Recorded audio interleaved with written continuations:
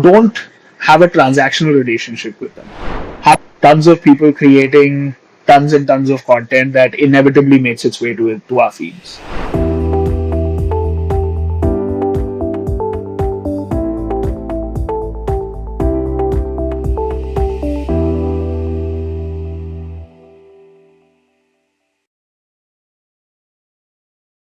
Hello, everyone, and welcome to another episode of our podcast where we bring you conversations with industry experts who are shaping the future of digital marketing. Today, we are diving into one of the fastest growing areas of marketing, which is influencer marketing and content creation. Consumers today spend more time watching creators than traditional ads. Brands are investing billions in influencer collaboration, while AI, short form videos, and creator led communities are changing how marketing works. So, how do brands choose the right influencer? What makes content truly engaging? Is AI replacing creators or helping them create better content? To answer these questions and many more, today we have Mr. Suraj Nedungadi, who has extensive experience in influencer marketing, creator partnerships, and digital brand building. Welcome to the show, Suraj. Hi Raj, thank you. Thanks for having me. Excited to get Yeah, started. welcome. So, Suraj, we'll start first with understanding influencer marketing. So, please tell us what is influencer marketing and why it has become so important these days.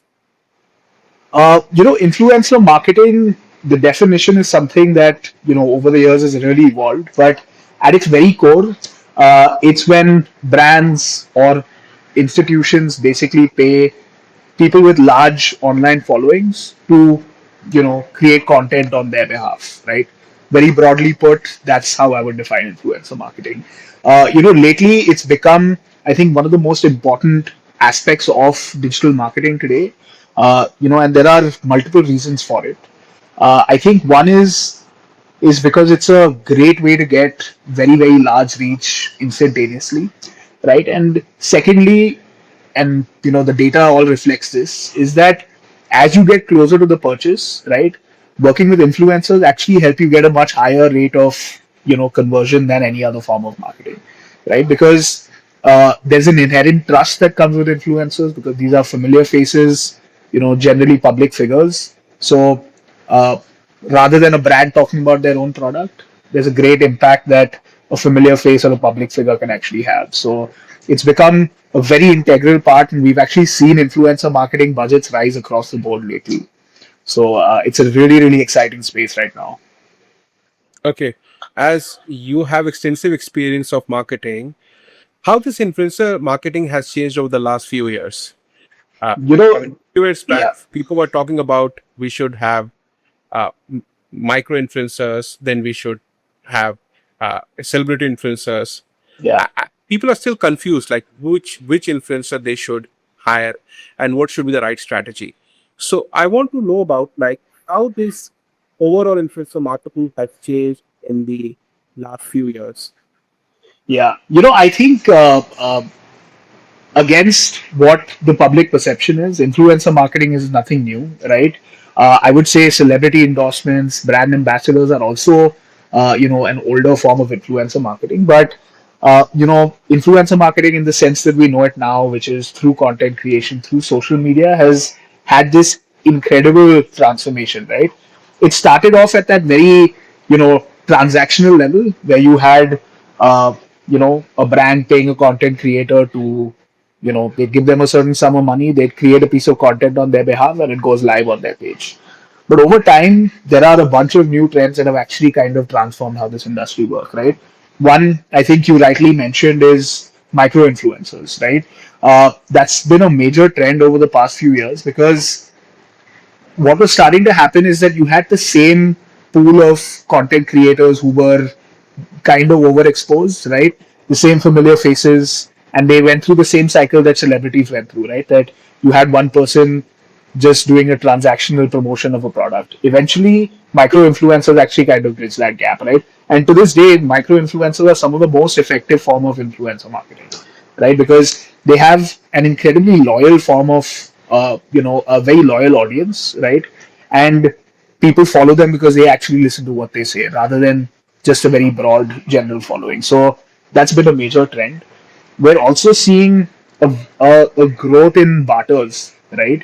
It's actually a very untapped part of influencer marketing, and organizations like my own, we're really now spending a lot of effort in tapping into that barter ecosystem, right? Because it's not been built at scale in India yet. So that's a huge up and coming opportunity where you have these a more structured barter ecosystem that is actually going to come about. And I would say now it's sort of transcended just content creation to co-creation, right? So you actually have brands reaching out to content creators and influencers to create products and brands with them, right? And you've seen there is a wave of content creator owned brands. They have secondary businesses, they have organizations, they have these larger empires that are all built around this social following that they have, right? So when it's really happening at scale, we've seen brands now evolve from just those transactional relationships to actually building these long term engagement with them, and not only using them for their follow accounts, but also using them as a creative partner, using them for their understanding of social media algorithms. And that's really the direction in which I see influencer marketing going, right? Where it's going to go beyond those transactional numbers and become a lot more about uh, creative understanding, a very in-depth understanding of their audience, and as partners for co-creation. As you have mentioned about the barter system, Yeah. I'm assuming that this barter is usually happening with celebrity influencers, not with micro or macro influencers.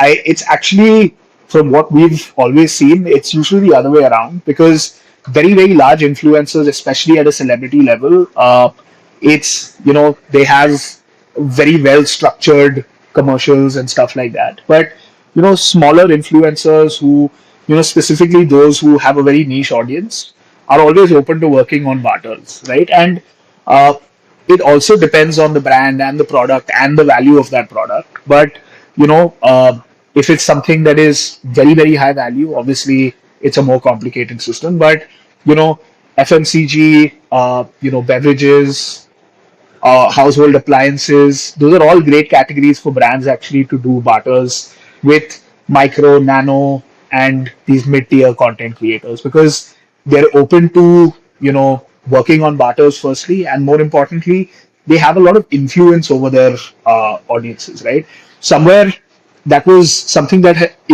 earlier had actually gotten lost, where people focus too much on follow accounts and not so much on influence, right?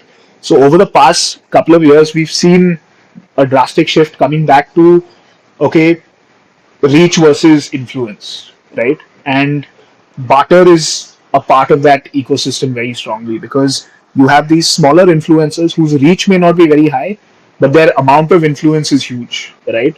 So they can actually usually deliver even better performances than very large influencers, in the when you work on a barter with them. Okay, okay. Suraj, can you please give me one example? Let's say I have 5,000 followers. Yeah, How I can get a barter, I mean, collaboration with any brand, and what yeah, this barter means. It is helpful for a new emerging absolutely. influencer. I want to actually understand it so that other can also understand it and then use it for their own purpose. Absolutely. So, I'll take a step back while I, kind of walk you through this. So, this has actually been a bit of a pain point in this category, right? Uh, Hmm. Influencer marketing broadly. So, one is that brands are always keen to do are always keen to do barter collaborations with influencers. The reason is it's an ideal situation. They can do it at scale, and the only real cost to them is the cost of their product, right? So, it's very appealing to brands, but it's very difficult. Like I said, there has not been a structured effort in organizing the barter ecosystem, right? So looking at these two pain points, and we also realize that there is this long tail of influencer which is super underused, and they're also open to working on barters and excited to collaborate with brands, right?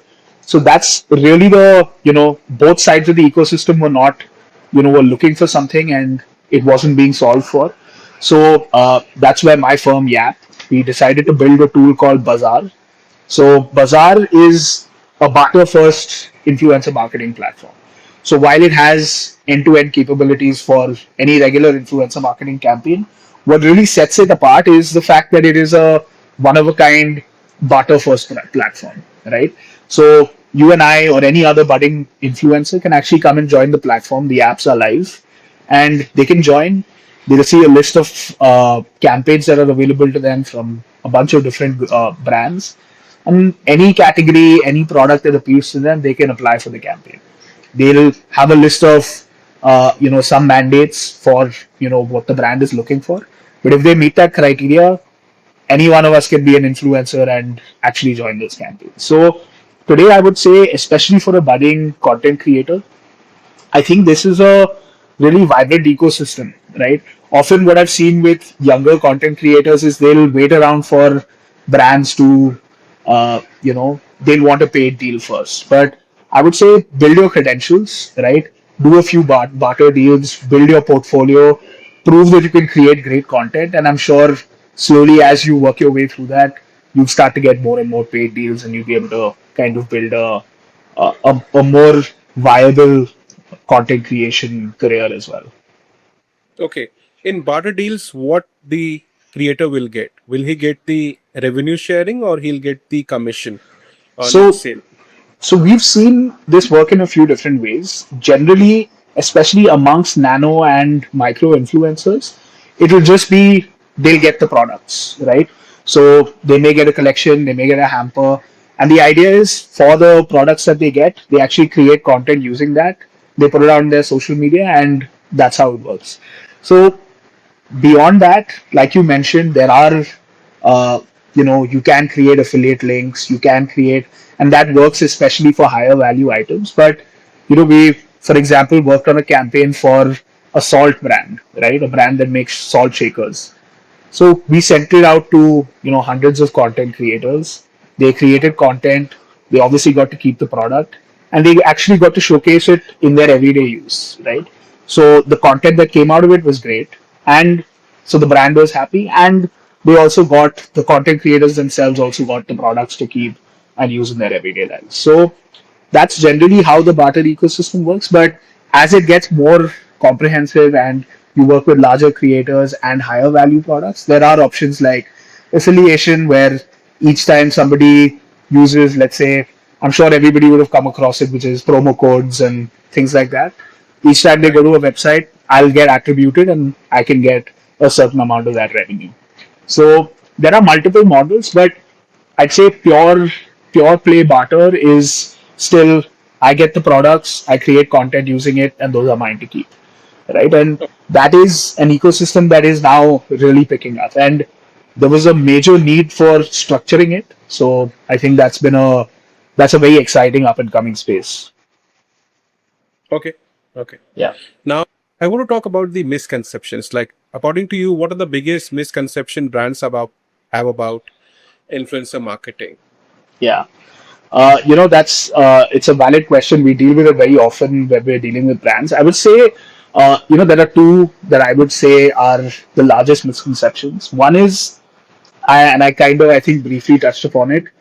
The first misconception is that the larger the follower base, the better the impact. That's definitely not the case, right? There's a reason that these niche and smaller content creators have actually picked up. It's because they are highly effective, right? So somewhere we still see brands wanting to work with very, very large content creators because they are taking sort of unilateral decisions saying that okay, they have the largest follower base, therefore the ROI is going to be the best, right? And that's definitely not the case. Actually, what generally works best for brands is you need to have a combination of different kinds of content creators. It's also very dependent on what the objective of your campaign is. So a very large follower base doesn't automatically mean that it's going to be effective. So that's definitely a big misconception that brands have. Uh, Another major misconception is the fact that you know, uh, when you look at the kind of content that's created, right? Brands often have a lot of regulations that they want to make sure that it's aligned with their larger brand guidelines, right? So they tend to impose very strict regulations on when they work with content creators. Again, I don't think that's the best way to go about it. Ideally, content creators have a very deep understanding of the algorithm, right? So the best way to actually work with a content creator is to say that, hey, this is what our product is, this is what our brand stands for, and give them an open hand, right? Obviously, there are some broader guidelines just in terms of brand safety, but beyond that, you should completely trust them with that process because they understand what works for their audience and they understand what works for the broader Instagram, algorithm. Lastly, I would say that there are a lot of new metrics, right? I often find that brands are looking in the wrong places when they're actually trying to identify content creators. Like I said, today the entire Instagram algorithm or YouTube algorithm has shifted to it's completely algorithmic now, right? I don't need to necessarily seek out content. The content that works for me will seek me out, right?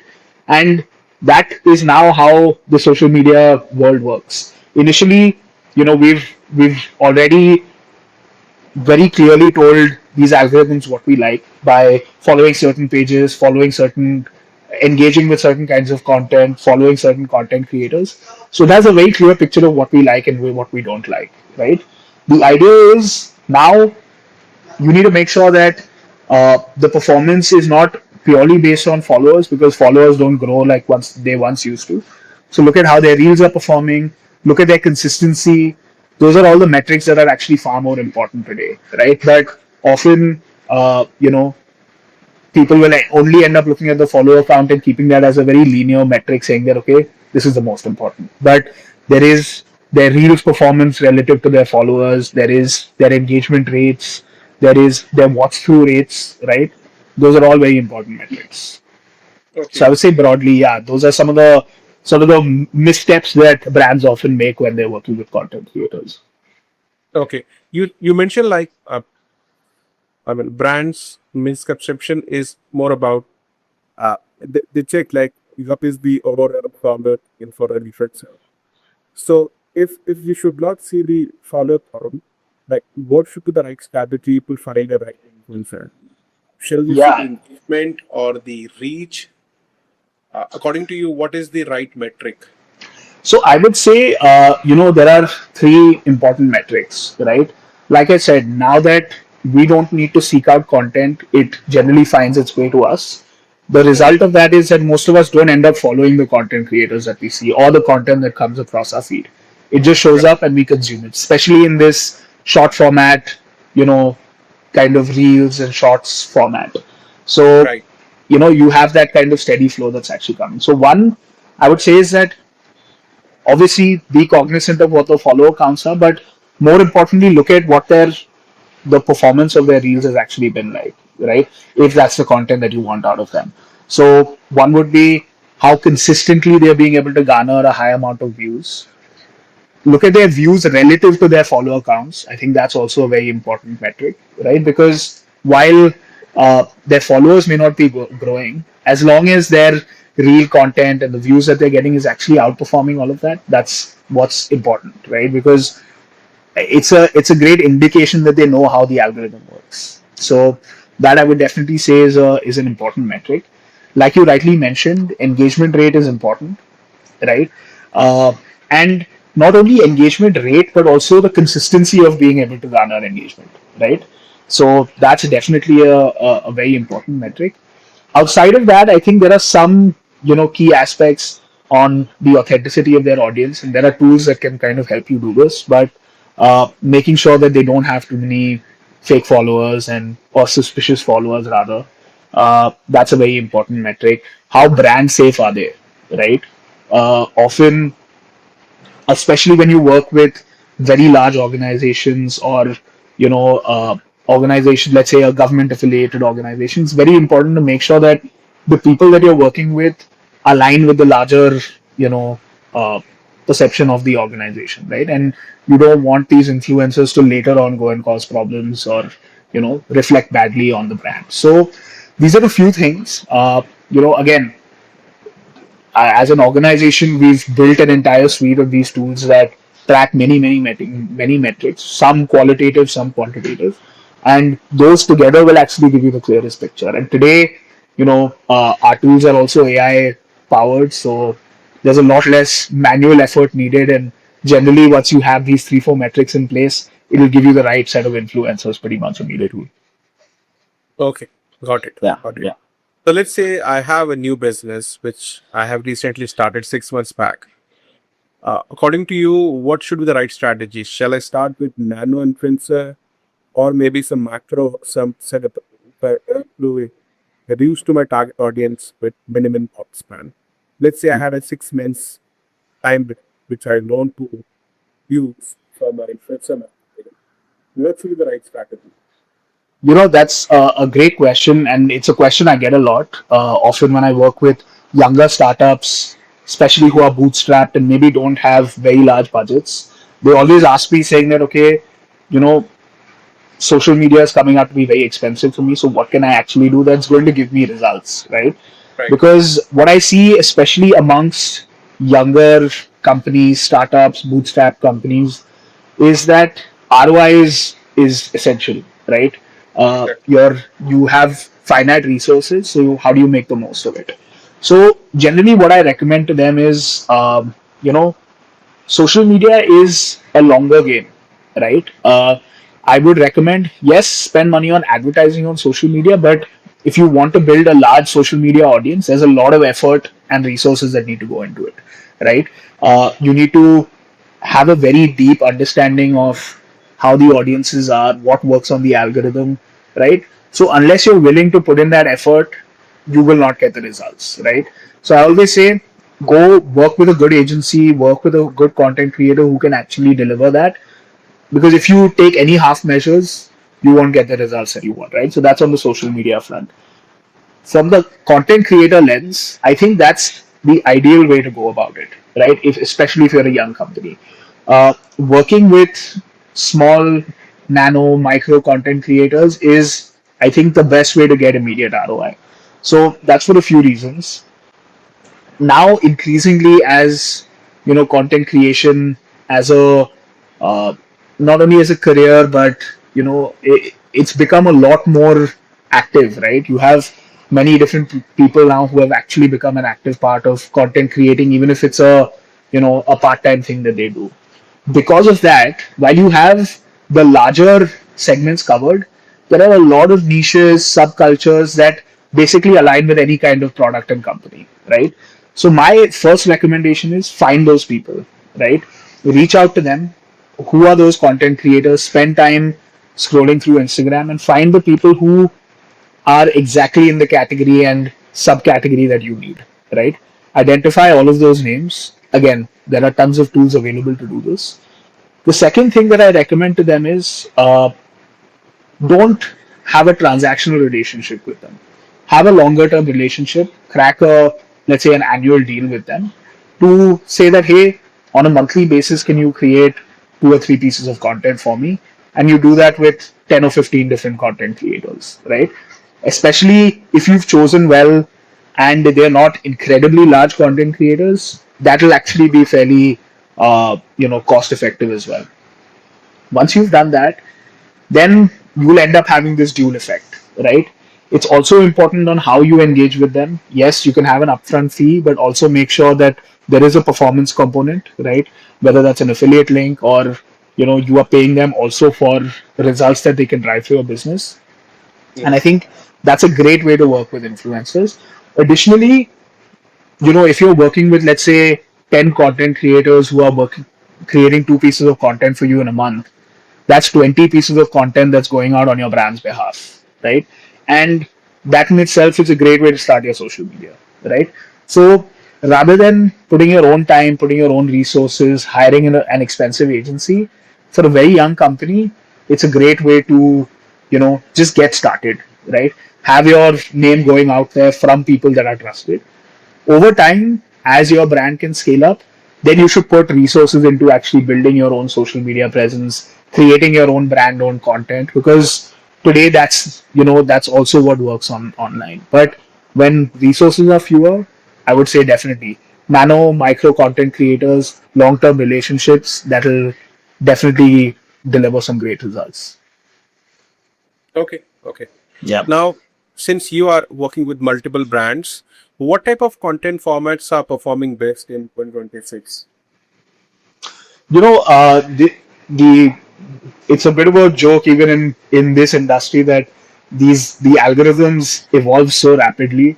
So it's always a tough answer. But I would say right now, definitely short format vertical video.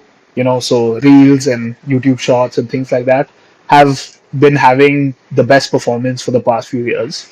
Um, it's now become one of the primary ways that a lot of people are actually scrolling through social media. Uh, Often we find the answers to these questions uh, in understanding the behavior and how people are actually spending time on social media, right? I'll actually stop here because the phone rang in Yeah, radio. yeah.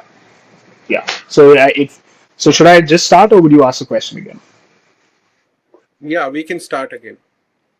Uh, Perfect. so, Suraj, I want to talk about like how these brands who are starting their new products, what type of content strategy which create, and what type of content formats are performing best in 2026.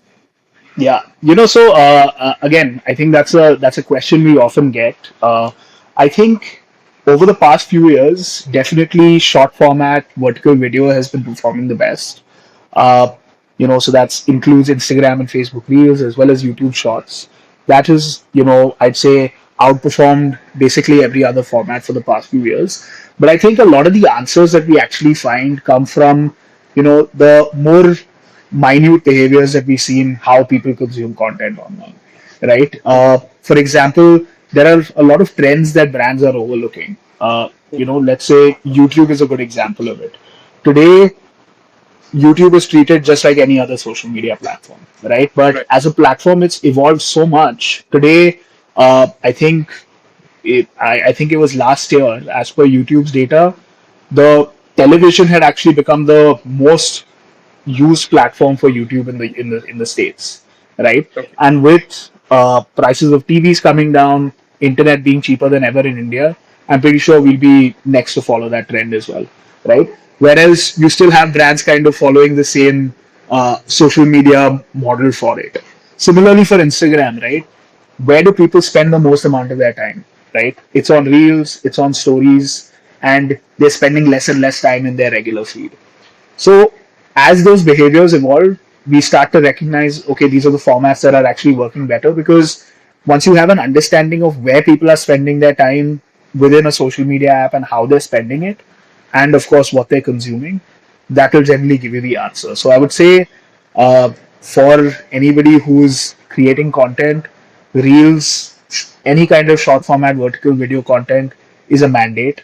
Uh, Instagram has also now pushed carousel content as a part of the feed, so that's also now been on the rise. And I would say keep your stories active. That's where people get a lot of their because that's also very habitual. As soon as anyone opens an app, generally stories is where they go first. So keep that as a steady flow as well. And I think that those are definitely the top performing formats right now. Okay. You mentioned about like keeping stories active. So, what should be the right frequency for a new brand? It should be once in a day, or twice in a week, or maybe twice in a week. I think that's a fairly subjective situation because again, there is no fixed answer to say that this is definitely going to give you the best results. I think first and foremost, what brands and budding content creators need to look at is how good is my content, right? That has to be your first filter in anything that you do, right? Generally, and this is again how we like to approach it when we work with brands, is that your creative is your targeting, right? Whatever you create, that if you've created it well, it will reach the people that it needs to, right? So first things first, make sure that your content is amazing and it is optimized for the people that you've actually created it for. So have a very clear picture of that. So I'd say that's definitely the first step. In terms of frequency, like I said, as long as it's not hampering your quality, consistency is great, right? Make sure that there's a steady flow of content. Don't have very large gaps, right? But Would I say that you need to post a piece of content every single day? I don't think that's mandatory anymore.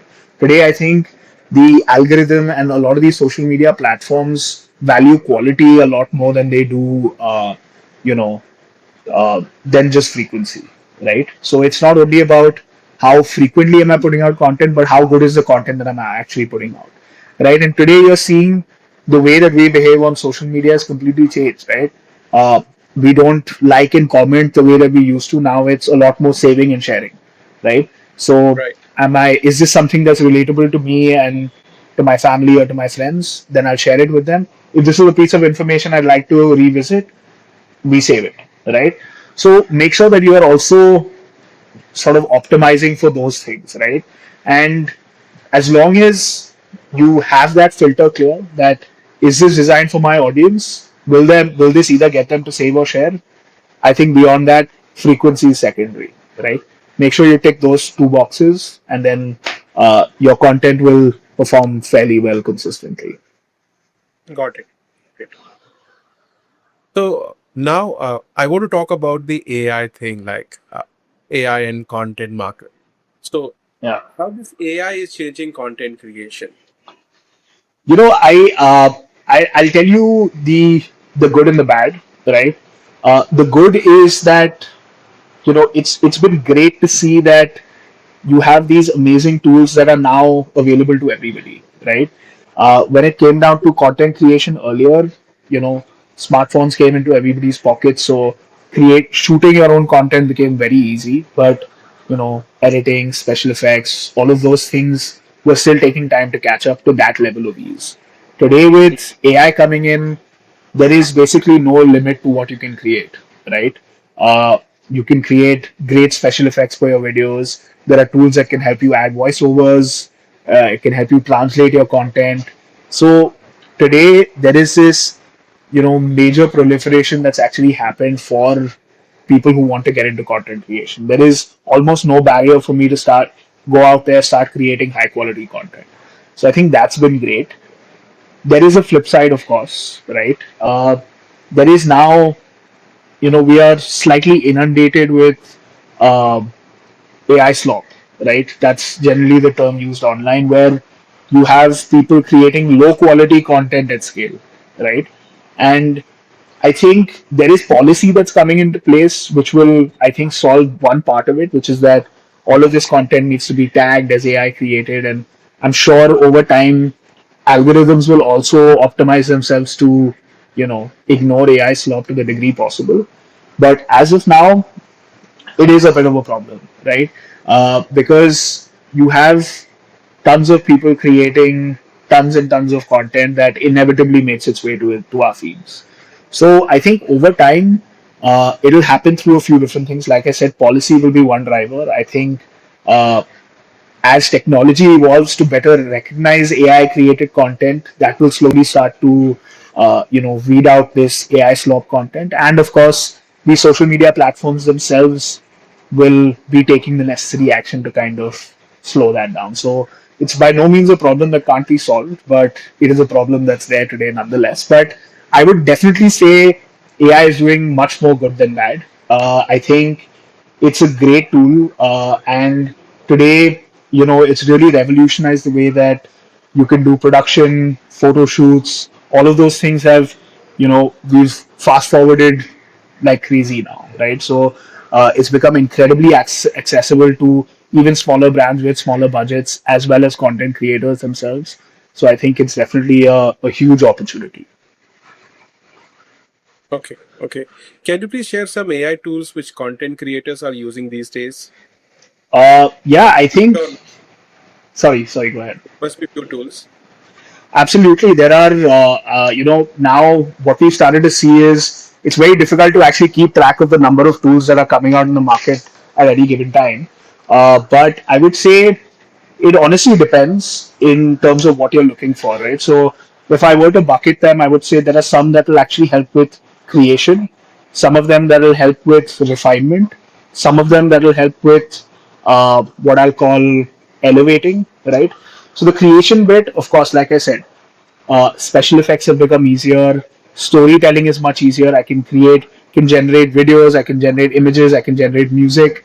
That is now very, very easy for me to do, right? And even some of the largest tools like, you have Gemini, Chat GPT, all of those that are already offering you these things where I can take my content up easily 50, 60% already, right? Earlier I was Right. dependent on stock and stuff like that. I don't have any of that. The second bit, which is refinement, right? There are tons of tools that are now helping you edit your content better, make easier cuts, make smaller cut downs of larger videos. So all of those tools are available. And like I said, the that'll also help you add subtitles, supers, all of those things. 11 Labs is a great example of a voiceover tool that's also now been performing great and has now almost become a staple for a lot of organizations in this space.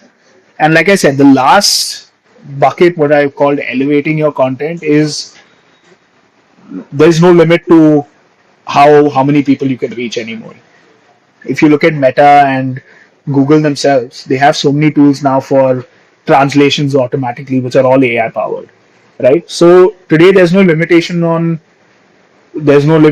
language anymore, because I can reach any part of the world with pretty much every language that is going to be appealing to anybody. And I think a combination of those three things, of these creation tools, these editing and refinement tools, as well as these elevating tools, there is almost no bar to the kind of content that we can create. And we've actually seen that, right? Like I said, the flip side is that while there is that slop content, we've also seen the people that are actually taking the time to work with these tools well.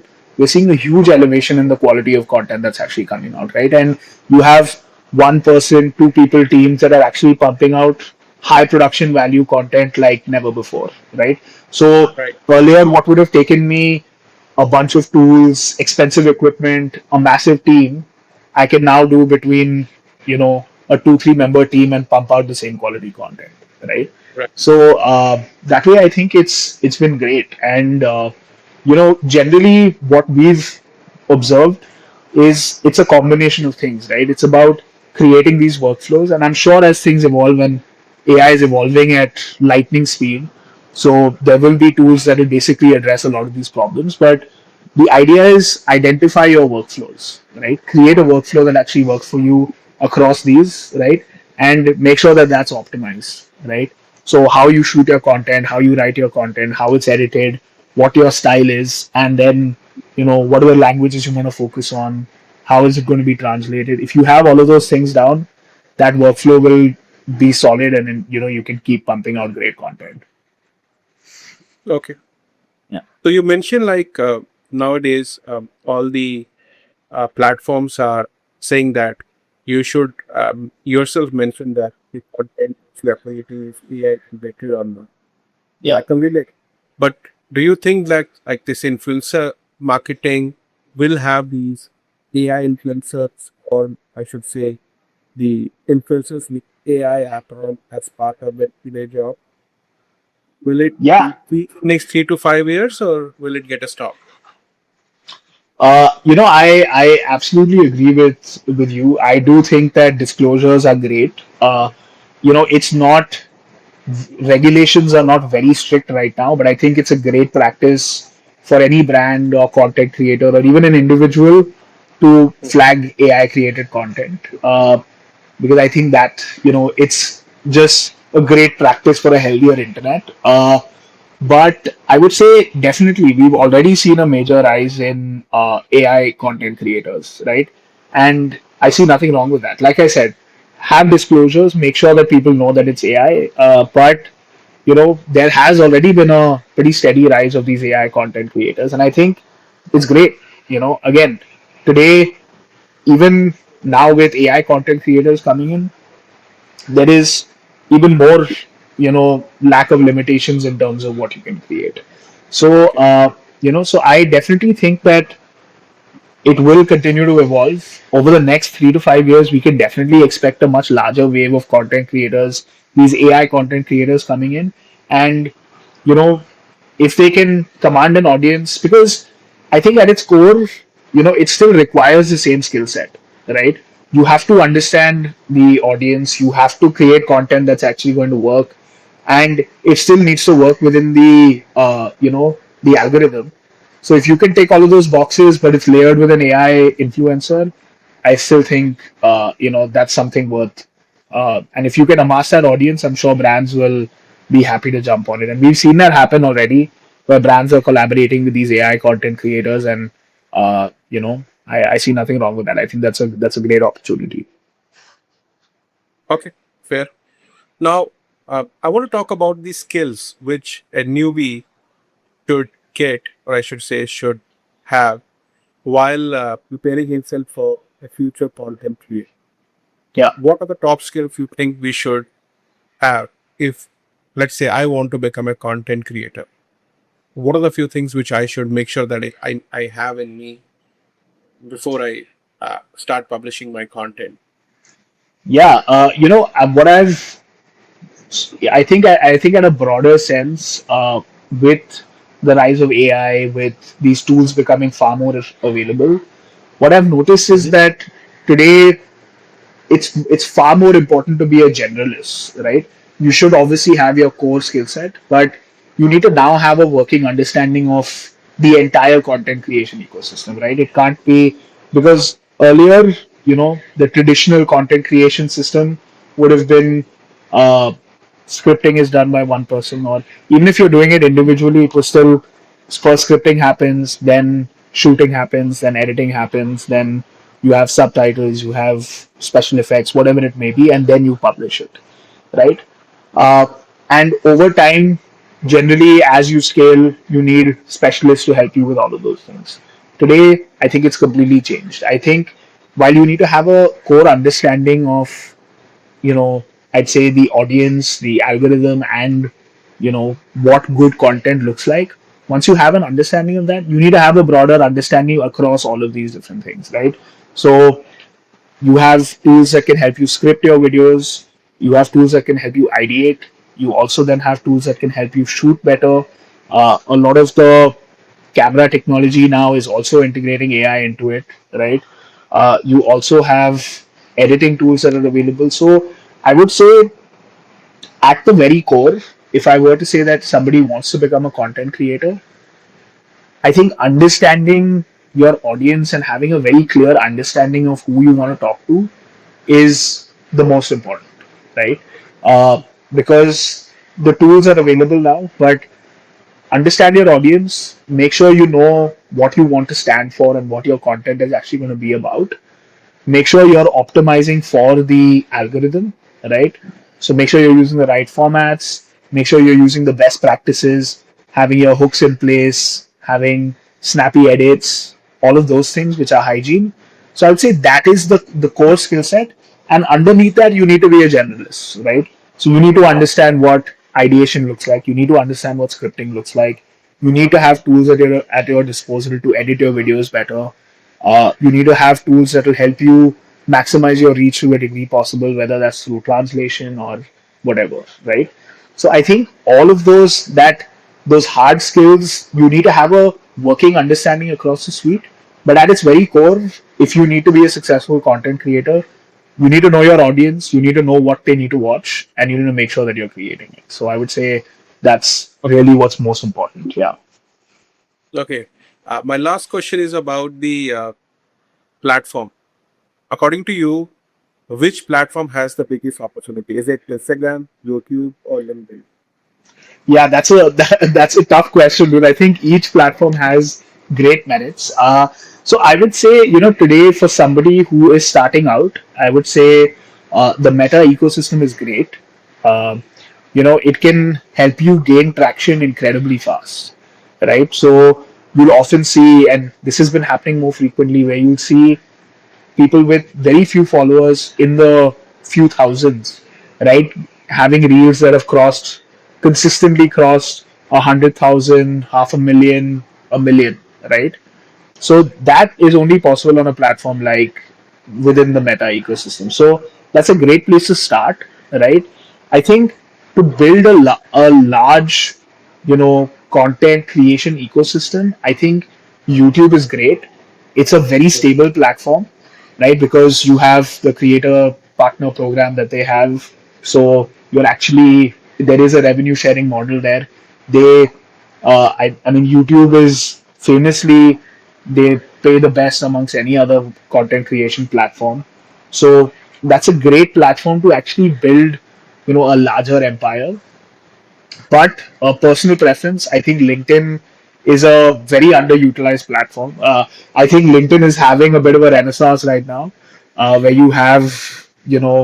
uh, you have it's becoming a content creator friendly platform, right? Originally, it was a very serious professional platform, but you're now seeing that personality come through, right? So there's this larger pivot to personality where you have these content creators that exist within the LinkedIn ecosystem. So I know I've praised each platform, but I would say quick results is definitely the Meta ecosystem. Longer term sustainable content creations, is YouTube's a great platform for that, because it's not easy to gain a YouTube audience as much as it is on other platforms. And I think LinkedIn is super underutilized. So I would recommend, for people who are just now getting into the game, definitely take a crack at it. Got it. Got it. Thank you, Suraj. Thank you so much for giving us your valuable insights on content creation and influencer marketing. If someone wants to reach you, what is the way where, let's say, where's a new brand who want to start with influencer marketing, how they can pick this up? Uh, Firstly, thank you for having me. This has been a very fun conversation. But yeah, if anybody wants to reach me, like I mentioned, I'm on LinkedIn, Suraj Nedungadi. You can look me up, drop me a message on LinkedIn. I'd be happy to connect. And I think that's the best way to reach me. Also, I work with Yap. So Yap is, one of the largest independent agencies in the country. So, if you're keen to understand what we do better, hit us up on Yap's Instagram or Yap's LinkedIn, and we'd be happy to interact there as well. So, but I'll be glad to connect with some of the people who watch this. Sure. Thank you. Thanks you Thank you, once again, Suraj. Yeah. thank you, Bye. Raj. Thanks for your time. See you.